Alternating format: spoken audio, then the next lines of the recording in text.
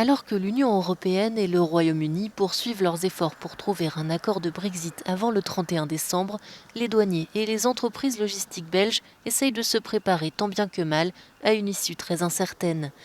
La douane du port de Zeebrugge prévoit de contrôler plus de 80 conteneurs par jour à partir de 2021 contre une dizaine seulement avant le Brexit. Dans les entrepôts, on essaye aussi d'expédier toutes les marchandises européennes au Royaume-Uni avant l'éventuelle entrée en vigueur de nouvelles barrières commerciales à la fin du mois.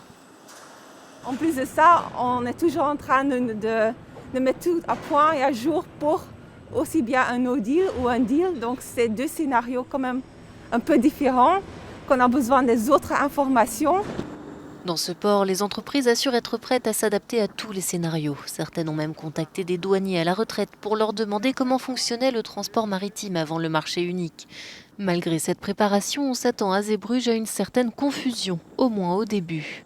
Il y aura aussi donc des chauffeurs qui rentreront de la Roumanie ou de l'Italie et qui ne savent de rien ou de presque rien et qui n'ont pas bien préparé les choses, les documents. À Calais, on s'attend à d'importants retards et embouteillages à l'entrée du tunnel sous la Manche à partir du 31 décembre. De quoi entamer d'ores et déjà la patience des chauffeurs routiers.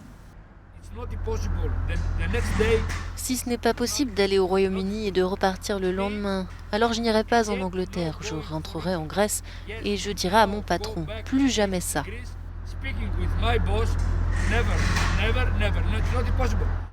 Sans accord au 31 décembre, les relations commerciales entre Londres et Bruxelles seront régies par les règles de l'OMC, synonyme de droits de douane coûteux.